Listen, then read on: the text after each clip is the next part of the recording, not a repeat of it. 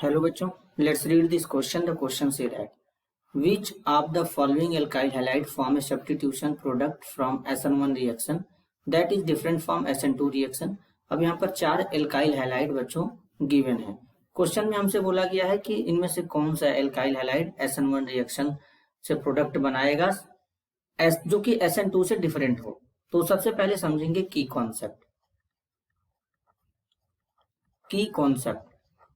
Concept होगा SN1 reaction, SN1 and SN2 reaction,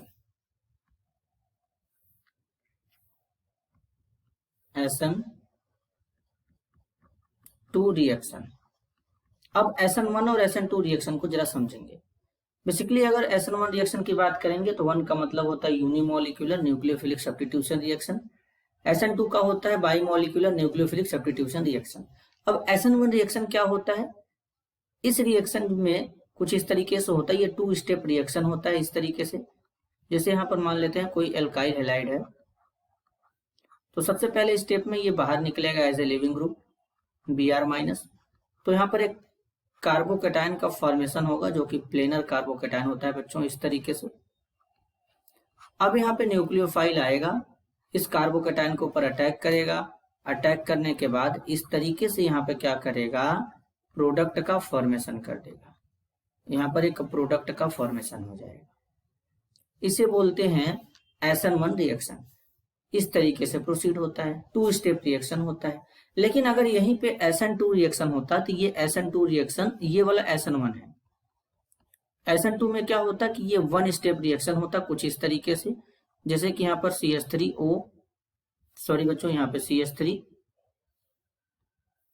यहाँ पे Br है, तो यहाँ पर न्यूक्लियोफाइल आएगा इस तरीके से, सब्स्टिट्यूशन होगा यहाँ पे,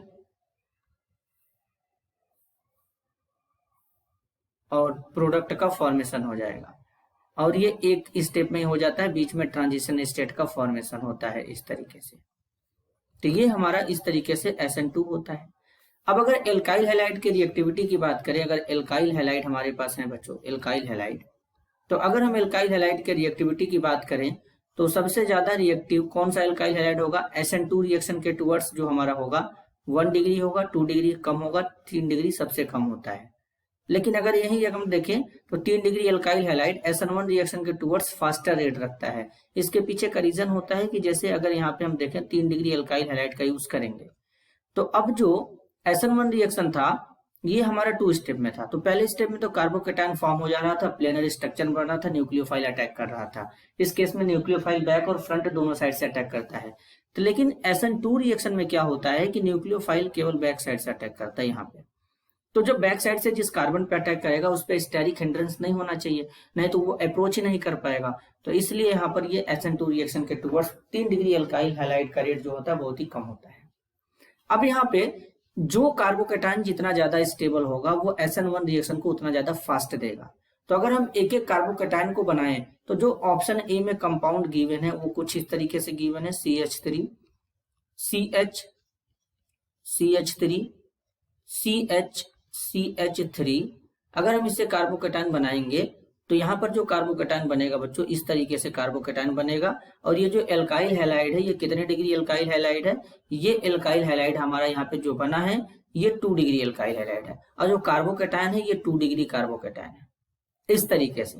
लेकिन अगर हम बी वाले में देखें तो यहाँ पर जो बी वाला है इस तरीके से CH3, CH2, CH3, यहाँ पे CH3 होगा बच्चों। अब यहाँ से Br को बाहर निकालेंगे तो कार्बन पे पॉजिटिव चार्ज आएगा, कार्बोकैटायन का फॉर्मेशन हो जाएगा। ये एल्काइल हैलाइड भी जो यहाँ पर गिवन है ये 2 डिग्री एल्काइल हैलाइड है, लेकिन ये कार्बोकैटायन जो बना है ये भी 2 डिग्री कार्बोकैटायन है। लेकिन इस कार्बोकैटायन में रीअरेंजमेंट पॉसिबल है। ये वाला मिथाइल शिफ्ट जब इस पे कराएंगे तो इस पे शिफ्ट कराने के बाद CH3 यहाँ पे CH2 हो जाएगा, यहाँ पे CH3 हो जाएगा बच्चों इस तरीके से।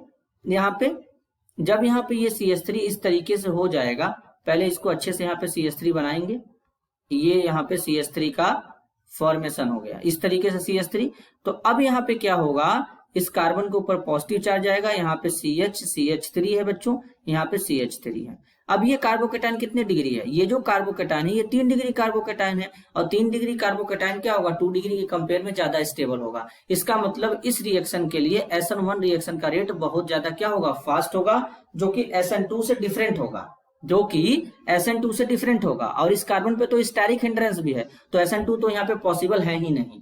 अब अगर हम सी वाले ऑप्शन में देखें, यहां से जब इस क्लोरीन को हटाएंगे, इस पे पॉजिटिव चार्ज बनाएंगे, तो ये जो हमारा कार्बोकेटाइन बनेगा कुछ इस तरीके का बनेगा। इसको भी देख लेते हैं, यहाँ पे जो सी वाला है, तो इसमें क्या है, यहाँ पे डबल बॉन्ड है, यहाँ पे CH3 है।